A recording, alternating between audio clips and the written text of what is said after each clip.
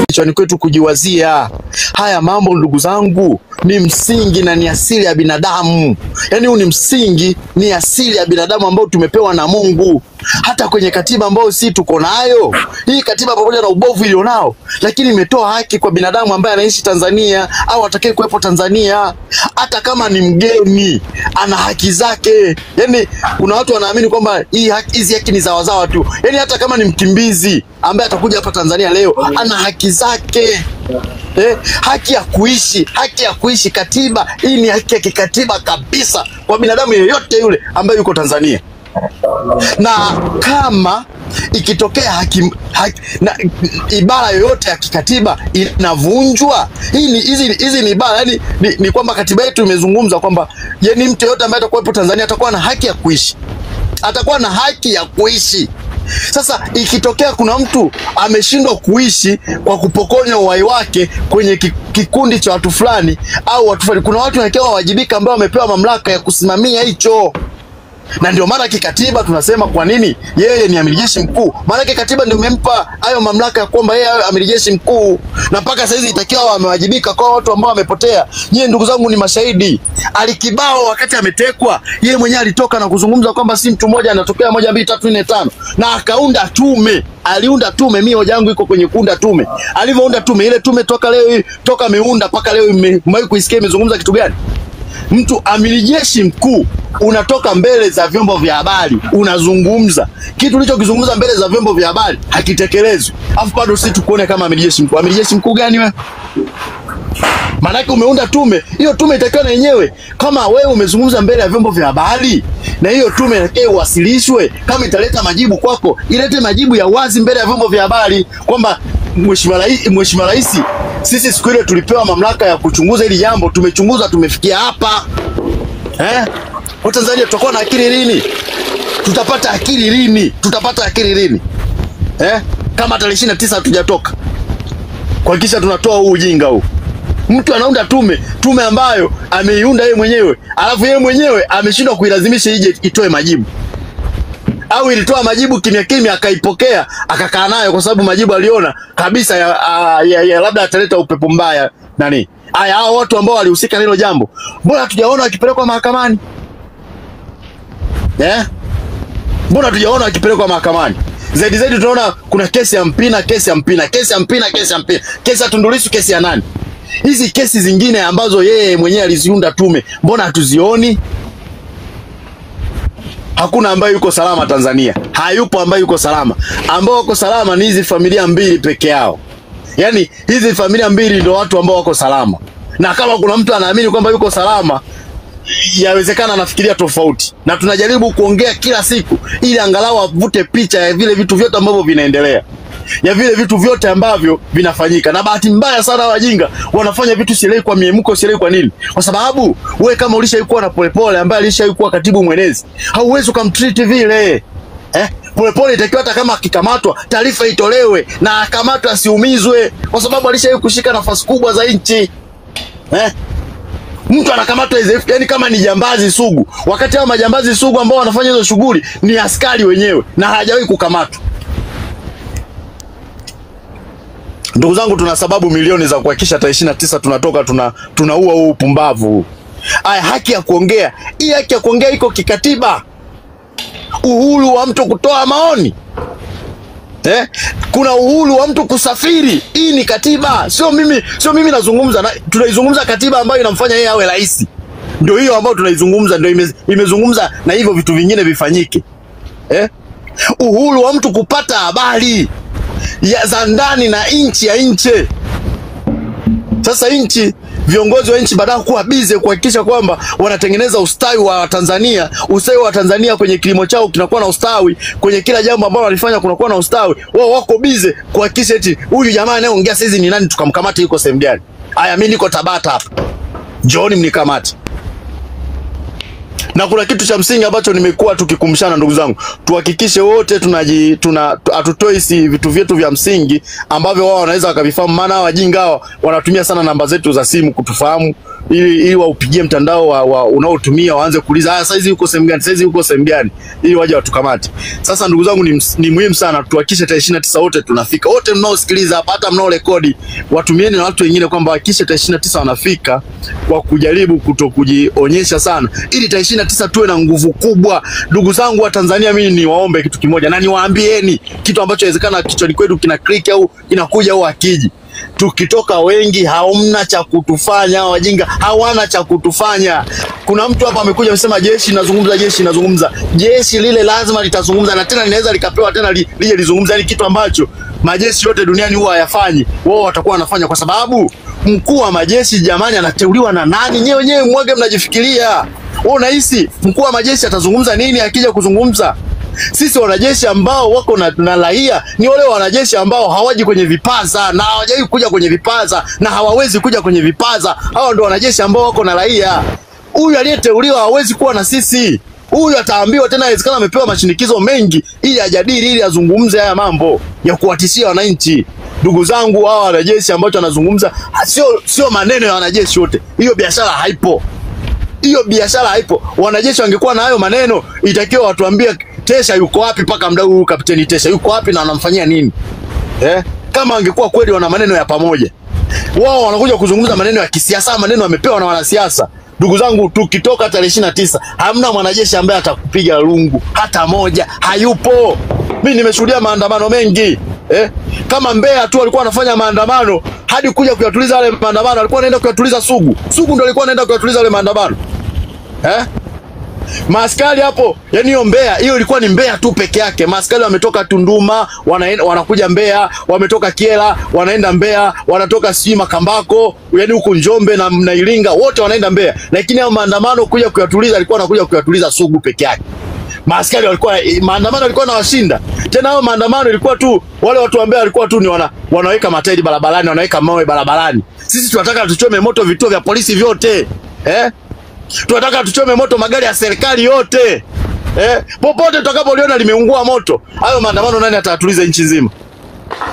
Tunataka tuchome moto bunge, tunataka tuchome moto kila kitu. Hizo kota za mapoti zote ziungue moto. Hadi wao pa kukusanyikia pasiwepo. Yaani wao pa kukusanyikia ili wajadili pasiwepo. Ndugu zangu, tuna kila sababu za kuhakikisha tarehe 29 tunatoka. Kwa sababu tunachokitaka tuwe na nchi ambayo ina viongozi wanaowaheshimu wananchi, ina viongozi ambao wanafahamu manufaa ya nchi, ni vitu gani vifanyike kwa ajili ya manufaa ya nchi, ina viongozi ambao tujenge mifumo ambayo hivi nyinyi mjisikii uchungu kwamba hivi raia si watoto wetu wanakoenda kusoma, wanasoma shule ambazo hata mbunge wako mtoto wake hawezi kumpeleka kwenye shule. Hospitali unaotibiwa wewe, mbunge wako hawezi kwenda kutibiwa kwenye hospitali. Wewe na mbunge mna tofauti gani? Au mbunge sio binadamu au ila wewe ndio binadamu? Maana yake tumetengeneza ka gap fulani kwamba ukishakuwa mbunge, ukishakuwa kiongozi, wewe unakuwa tofauti na wanadamu. Hata kama mwanzoni inawezekana ulikuwa mwanadamu, lakini hapa ukishapata tu uongozi, wewe unakuwa tofauti na wenzako. Kwa hiyo hata kwenye kutibiwa unatibiwa tofauti, kwenye kila kitu unapata tofauti na wenzio. Alafu bahati mbaya sana wao wanapata vilivyo bora kuliko sisi. Tunataka tuwe na nchi ambayo ina usawa. Yaani ukienda hospitali ambayo mbunge anatibiwa na wewe utibiwe. Tuwe na bima ambayo mbunge anakuwa nayo ili wote tuwe tunatibiwa. Na hiyo bima igharamiwe na serikali. Kwa serikali itatoa wapi pesa? Inatoa kwenye hivi vyanzo ambazo sisi ndio utajiri Mungu ambao ametupa, lazima tunufaike nao. Ndugu zangu, naona watu wamepanda wengi, nitoe maiki kwa mtu mwingine. Kwanza habari za asubuhi. Katika nani Nyerere alipoikomboa mpaka sasa hivi ni hatua tulionayo kwa sasa hivi. Sio miaka hiyo tulioishi. Sio miaka ya Nyerere, sio miaka ya Magufuli, wala sio miaka ya nani ya Mkapa. Sasa hivi hata mtu kutembea usiku unaogopa. Hii amani ndo tunaitaka irudi. Amani hii haipo kwa sasa hivi. Sasa ndo sisi hapa tushikamane tuweze kuirudisha. Tunairudishaje mimi na wewe? Pasipo kushikamana. Yaani hapo ni kuingia barabarani kwenda kuidai haki yetu. Wewe angalia mtoto wa huyu na usalama, sitaki hata kumtaja jina lake, mjinga. Mtoto wake wanachezea dola za Kimarekani 300,000. Yani just hizo hela ndo hizo huyo anayesema kwamba, ngoja nikwambie kitu, huyo anayesema kwamba eti hiyo biashara yako unayoifanya hiyo, unaletewa kila siku kodi za sijui za TRA, sijui mapato ya nini, sijui ulipe sijui nini, kodi sijui. Hakikisha unabeba zana zako za kuingilia front. Popote unapotaka, hata kupita kwenye poli lazima uwe na silaha yako ya kujilinda. Kwa kila mtu ajue kabisa tunaenda kwenye poli, kila mtu anahitaji silaha yake. Silaha binafsi ambayo itakuwa ni private, lakini bila kusahau kimiminika aina ya petrol. Muhimu sana kila mtu awe nayo.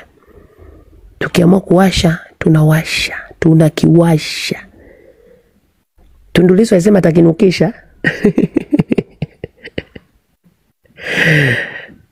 Kwa hiyo kuna vitu ambavyo hatupaswi hata kidogo guys kupata hofu, kwa sababu hofu ilizaa mtoto anaitwa mauti.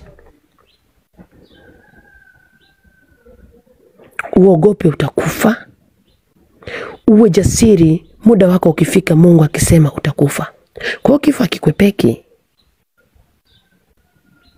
Ni bora kufa ukiwa unalipambania taifa lako kuliko kufa kwa kufumaniwa. Ni bora kufa ukiwa unalipambania taifa lako kuliko kufa katika dhambi ya kutesa na kuua watu. Ni bora kufa ukiwa katika harakati ya ukombozi wa taifa lako kuliko kufa ukiwa unauza na kudhulumu nafsi za watu, mali za watu. Kwani Mungu kutuleta sisi hapa Tanganyika alikuwa hana haki? Kwa nini sisi sote tusitoke Zanzibar? Kwani Mungu kuziweka rasilimali Tanganyika alikuwa anajua, na sasa Mungu atatenda. Hawezi kutuacha. Kina mama tunyanyuke. Wanawake, mimi nasema na wanawake jamani, hakuna kwenda kupiga kura. Tunyanyuke tudai haki yetu ya uhai wa watoto wetu. Tudai haki ya kuishi. Unaendaje kupiga kura wakati maisha yako yenyewe yani Israeli analazimishwa? Unapataje nguvu ya kwenda kupiga kura wewe? Unaenda kupiga leo kura, kesho unachukuliwa wewe. Unafikiri kuna mtu atabaki salama? Na uzuri wa hawa watu na ubaya wao ni mmoja. Wakisha kutumia kwenye mission yao, wanajua tayari wamefaulu, mission yao imeisha, umelipwa. Baada ya muda wanakuzunguka, wanakumaliza ili usije ukavujisha siri zao. Kwa hiyo shetani huwa hana kile wastahili, kwa sababu ni washiriki wa dhulma, na wenyewe lazima waondoke kwa dhulma. Watadhulumiwa. Juzi hapa kulitokea ile habari ya wale vijana wale askari walionekana wamemuua, sio wamemuona kumbaka yule binti. Lakini siri ya ndani anakuambia kwamba wao ndio walioshughulika kumteka Mdude. Na wakaidiwa fedha. Lakini baada ya kadhi ile fedha hawakupewa kamili, wakapewa milioni 20. Kwa taarifa za ndani. Wakaanza kuzidai kwa mbwembwe zote na nini, wanampelekesha yule kiongozi wao pale. Kiongozi polisi mkoa. Haya. Baada ya kuona hivyo kawatisha. Akaona isiwe shida, wakamwambia na sisi tutaingia hadharani tutoe ukweli. Na akaona haina shida, kawaita, njooni. Mkija hapa kuna nije niwalipe pesa zenu. Alafu niwape kazi nyingine ya kufanya. Waambie na wenzako. Wakajibeba wakaenda. Kitoko cha pale wameshutiwa wote. Biashara ikaisha. Ukidhulumu nafsi za watu na utadhulumiwa. Kwa jamani, mimi naomba niishie hapa. Ya kusema ni mengi sana. Lakini tukumbuke kwamba mitandao itakuja kuzimwa. Zaidi ya hapa, cha msingi tukumbuke tu siku ya 29 ni maandamano. Hakikisha saa 11 haupo ndani. 11 asubuhi haupo ndani. Hiyo uchaguzi siku hiyo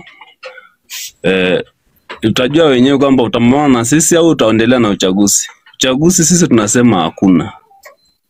Na hii maandamano haiko poa. Sio ile ya kutembea kwa barabara kama mwaka jana ambao unatembea mnalindwa, mnaenda magari ikifika roundabout mnasimama, magari yanaendelea kupita, alafu baadaye tunaruhusiwa na sisi maandamano tupite.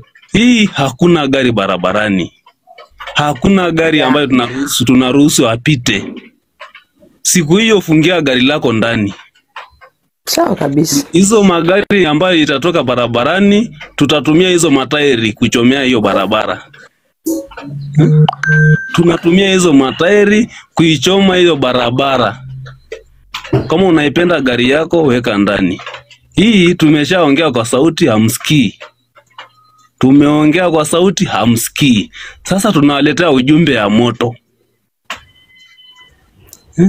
Tunaongea kwa moto kwa sababu sauti hamsikii, mnatusarau, mnatuita panya, mnatuita mende, mnatuita ng'ong'ongo. Sasa hiyo ng'ong'ongo wataongea kwa moto na mawe. Kwa sababu sauti yetu haisikiki tena. Tumebakiza uongozi anayeenda kusema tu ndio mkuu, ndio mkuu. Ndio mkuu ndio nini? Akichinjwa mtu ndio mkuu. Akitegwa mtu ndio mkuu. Sisi tukiongea ukweli huku tunanyongwa. Rais anabariki kifo. Sasa kijana gani anaendelea kukaa kusema kuna amani? Amani gani? Hiyo damu iliyomweka jana hiyo sio damu. Sasa msimwage damu nje yetu, msimwage damu. Wao wanamwaga nini? Ni mbuzi. Sasa kuliko tuchinjwe mmoja mmoja, siku hiyo tunachinjwa wote. Karibu. Kidogo. Sawa, maisha marefu 29. Na kwanza nashukuru Mungu, kila mtu namuona kwenye hili swala la polepole. Kila mtu anasema tuende barabarani. Kwa kama alifikiri amewini ndio amepalia moto, sasa unazidi kukolea. Tarehe 29 so mbali yake ya Mungu. Sijui watatufanya nini. Pengine watatumaliza wote kabla ya hiyo tarehe 39, tarehe 29 wabaki wao, sijui wewe na familia yake, sijui. Lakini azawazi wasipotumaliza hapana. Lazima watalipa haya. Si wameona wenzake huko wananyongwa hadharani. Marais wengine wananyongwa hadharani. Yeye anafikiri Tanzania hatuwezi kabisa kufanya hicho kitu. Wallahi sijui. Jamani, nilipita tu niwasalimie, lakini pia nijue Boke kama yuko salama. Maana sijamsikia toka jana, nimekesha hapa nikasikia mara moja tu sijamsikia tena. Boke zungumza. Boke. Mimi mwenyewe hapa sijamsikia, alicomment tu chini hapo. Kama alicomment basi yuko salama. Unajua saizi yani unakuwa na wasiwasi kila dakika, unakuwa na wasiwasi kwamba sijui wenzangu huko.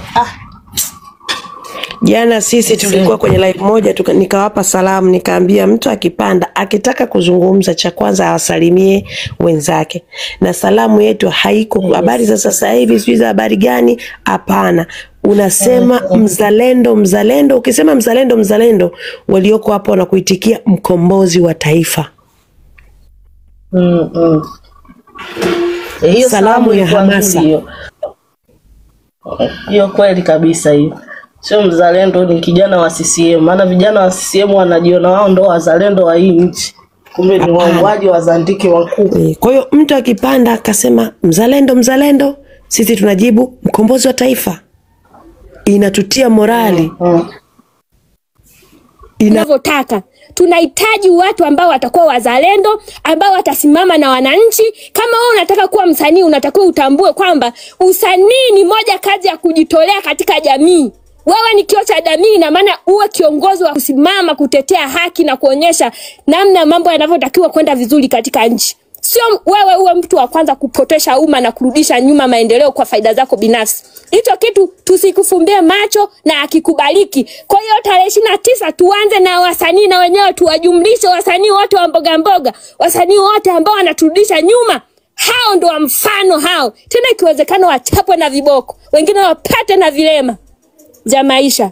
Ili iwe fundisho na kizazi kingine kikija kuwa na watu wa maarufu wajue kwamba sisi tunatakiwa kusimama upande wa wananchi na sio kuwa machawa.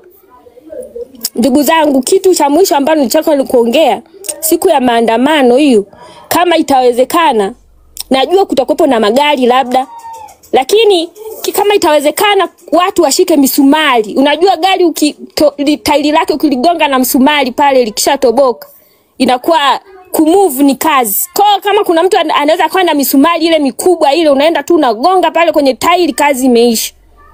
Yangu ni hayo tu, asanteni sana.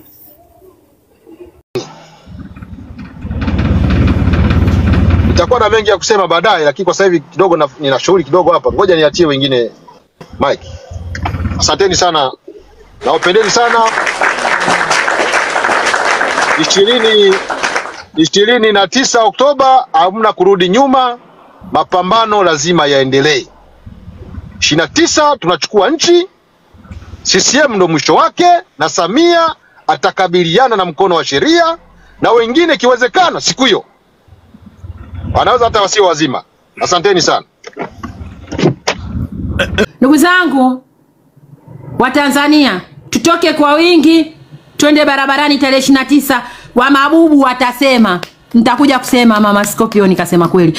Bubu watasema siku hiyo, nchi ikikombolewa, kila aliyenyamaza ataongea. Kuna watu watakuja kujitetea, mimi nilikuwa naogopa, nilitishiwa hivi na hivi. Kuna viongozi watatoka kuomba radhi wa Tanzania, kuomba msamaha. Ukipanda juu unatakiwa uzime maiki. Ukikaa dakika 2. Sasa sisi tuna silaha kubwa, moto tunao wa kujizuia, moto tunao wa kujilinda. Tuhakikishe tarehe 29 kila moja kwa sehemu yake anatoka. Kila mtu kwa sehemu yake anatoka ili uwe sehemu ya ukombozi. Usijione wewe eti wewe sehemu yako wewe ni kwamba wewe ni kuishi tu, wewe ni kuishi tu. Unaishi kwenye dunia ipi? Unaishi kwenye nchi ipi? Unaishi kwenye nchi ambayo muda wote unachinjwa. Na bahati mbaya sana wenyewe mmeona hadi watu wa CCM wanachinjwa. Tuko kwenye nchi ya kuchinjwa. Tuko kwenye nchi ambayo kodi zinaongezeka kila kukichwa, kila asubuhi ni kodi ni kuongezeka. Leo kesho wanakaa watu wanakuja na miamala iongezeke. Tuna bunge ambalo halina wawakilishi wa kutoka wananchi, haliwezi kujadili jambo lolote la wananchi. Tuna bunge ambalo tu ni wapiga makofi kumsifia rais. Wapiga makofi kumsifia. Sio kazi yao ile, kazi yao ya kikatiba. Wao ni kutuwakilisha sisi na kutunga sheria. Sasa mtu gani tunawapeleka wabunge ambao hata mihimili mitatu ya nchi hawajui? Anaenda kutunga sheria ipi? Hiyo sheria ndo tunakuja sheria ambayo anaenda kuitunga Baba Levo, sheria ambayo ameipitisha Babu Tale mwaka jana, ndio sheria ambayo sasa hizi inamuongoza daktari. Ndio sheria ambayo sasa hizi inamuongoza mtu yeyote aliyeko hapa Tanzania. Alafu sheria zenyewe zinachagua. Ndugu zangu, hii nchi inazungumza kwenye katiba kwamba kila mtu ana uhuru wa kusafiri, kila mtu ana uhuru wa kupata habari na kutoa habari. Leo hii sisi tukiwa tunaambiana hivi tunaonekana wakorofi. John Heche juzi anasafiri, amezuiwa.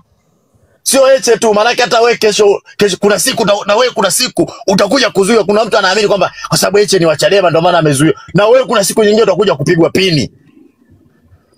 Sasa tusitamani hiyo siku ifike. Ni lazima tuhakikishe kwamba hiyo siku kabla haijafika sisi tunaizuia. Kila mtu kwa sehemu yake tarehe 29 atoke. Kila mtu kwa sehemu yake tarehe 29 atoke. Tusiwe binafsi kiasi hicho. Tusiwe wapumbavu kiasi hicho. Watu haiwezekani nchi tuko milioni 60, watu milioni 60 tunaongoza eti na familia mbili. Hivi si tuna akili, si ni matakataka? Wewe hapo ulipo ni takataka. Na ndugu yako unayemuona hapa anajifanya na akili, naye ni takataka vile vile. Haiwezekani. Watu milioni 60 eti familia mbili ndo zinakaa zinakuamlia. Familia mbili zinakaa zinakuwa. Hebu sasa hizi niambieni, uhuru wa kuabudu kila mtu kwa imani yake, huo tumepewa na katiba. Lakini leo kuna mtu anaamua tu kanisa fulani lifungwe. Hata hilo kanisa unalosali na wewe litafungwa, na ndio maana ukija kuangalia sasa hizi paka maaskofu wa Roma na wenyewe wanakipitia. Kuna mtu alikuwa anaamini kwamba maaskofu wa Roma anaweza kupitia hiki kitu ambacho anakipitia? Wanatekwa kiasi hiki. Kuna mtu alikuwa anaamini? Kama maaskofu wao wanatekwa kiasi hiki, kwa nini kanisa lao lisifungwe? Ndugu zangu, amkeni, amkeni mlipo, amkeni, kila mtu amke alipo. Acheni ubinafsi uliopitiliza. Sisi ndo tumewapa nguvu hiyo. Uoga wetu tunaojifanya si waoga, si ustaarabu, sio ustaarabu, ni upumbavu na ni takataka hizi ambayo tunavifanya. Ni upumbavu ambao haujawahi kuwepo ulimwenguni. Sisi ni lazima tupaze sauti. Tunavyoona vitendo vya haki havifanyiki kwenye nchi yetu, lazima kila mmoja kwa sehemu yake apaze sauti. Na tukisha kuwa tunapaza sauti, maana yake tutatoka hadi kwenye unafiki. Na ndio maana mi familia yenu hiyo yote inakuwa na mambo ya kinafiki. Yaani kutoka juu kule. Yaani nchi inaongozwa na minafiki, huku chini na kwenye mi familia na yenyewe inakuwa na unafiki. Yaani mimi mtu anakuwa ni minafiki. Yaani yote inakuwa minafiki. Kwa sababu ya nini? Tumeamua kupalilia. Hii tumepalilia miroho ya unafiki, ndio maana hii miroho ya unafiki inatutafuna. Amkeni, kila mtu atoke kwenye familia yake, atoke. Kila mtu aamini kwamba haki ni msingi wa amani, haki ni msingi wa maendeleo. Haki. Mungu mwenyewe ambaye amekuumba kama una watu tunahangaika usiku kucha, tujarara tarehe 28 usiku kucha turali, tuamkie tarehe 29 tukukute gesti. Mama yangu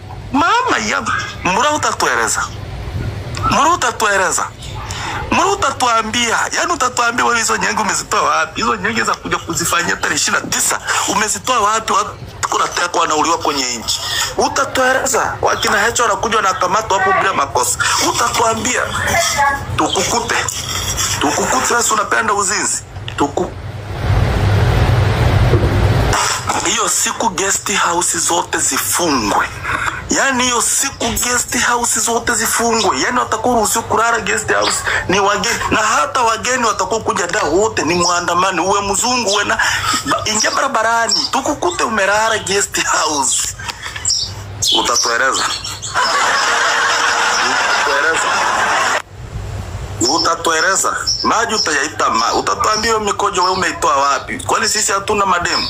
Wake zetu ambao tuko nao barabarani, mademu zetu tutakuwa nao barabarani, na sisi vijana tutakuwa barabarani. Wewe ujifanye ndo wewe unajua kumwaga maji sana. Tukukute sasa. Utatuambia umefikisha raundi ngapi na utatuambia mmeanza saa ngapi? Yaani mtatueleza. Hii nchi tunaenda kuikomboa wote. Kipindi cha Nyerere watu walikuwa wanakusanywa. Zimetoka. Leo hii unakuja kuwatukana Watanzania wakati umechomoa pesa zao benki. Wangapi pesa zenu zimechukuliwa CRDB? Wangapi pesa zenu zimetolewa benki bila ridhaa yenu? Wangapi pesa zenu mpaka leo bado benki hajawajibu sawa sawa? Ndugu zangu, hali ni mbaya, hali inataka maandamano. Tanzania inatulilia siku ya tarehe 29, Tanganyika inalia. Tutaenda kuulizwa mbele za Mungu, niliwapa rasilimali, kwa nini mlinyamaza? Na hapana ahidi mbele ya Mungu, Tanzania nitakulinda mpaka kufa. Na hapana ahidi mbele ya Mungu, Tanzania nitakulinda mpaka kufa.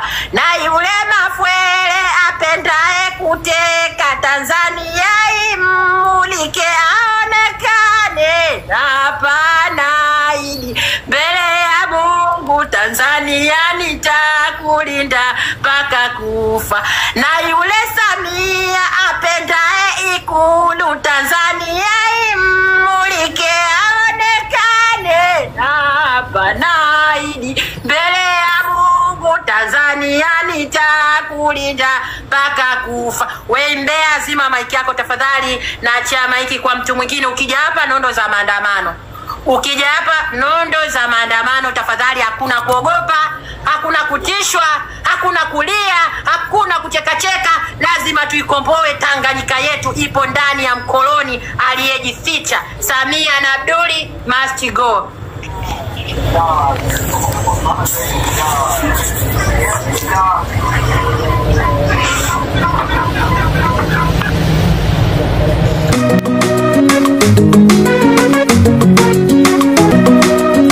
Constable Kenya.